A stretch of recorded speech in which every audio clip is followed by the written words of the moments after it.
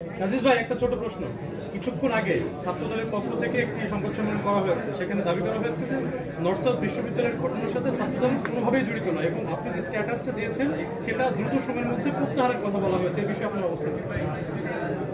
দেখুন, আমরা আমাদের জায়গা থেকে আমি আমার বক্তব্য এবং সেদিনও বলেছি যে সেখানে কিন্তু স্পেসিফিক পুরো ছাত্র দল মানে একটা দল হিসেবে এটা করেছে, এটা কিন্তু আমি কোথাও বলিনি।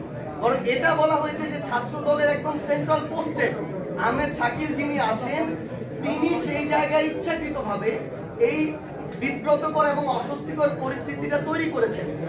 এবং আপনারা যে ভিডিওটা দেখেছেন যে এখানে একটা হাতাহাতির ঘটনা হয়েছে, কিন্তু আমি চলে আসার পর, তাহলে তাদের এরকম একটা ইল ইন্টেনশন ছিল বিধায় তারা সেখানে তারা যে হাতাহাতি করেছে ওইখানে সবাই কিন্তু 4টা প্রাইভেট ইউনিভার্সিটি স্টুডেন্টরা ছিল এবং ওই ছাত্র দলের সেন্ট্রাল পোস্টেড ব্যক্তি শাকিল তার সাথে যারা ছিল তারা কিন্তু প্রাইভেট ইউনিভার্সিটি স্টুডেন্টরা ছিল না, বেশিরভাগই স্থানীয় কিছু মানে যারা ওই যে সন্ত্রাসী এবং দুষ্কৃতিকারী ছেলেপেলে ছিল। তো এই দায় আমি কখনো আমার জায়গা থেকে পুরো ছাত্র দলকে দেই না এবং দেবও না। কিন্তু তিনি যেহেতু ছাত্রদলের পোস্টে এবং তিনি এই ছাত্রদল নামক যে বাংলাদেশের যে প্রতিষ্ঠানটি রয়েছে, সংগঠনটি রয়েছে, এটিকে প্রশ্নবিদ্ধ করেছেন তার কাজের মধ্য দিয়ে, তো ছাত্রদলের অবশ্যই তার বিরুদ্ধে এই সাংগঠনিক ব্যবস্থাটি নেওয়া উচিত।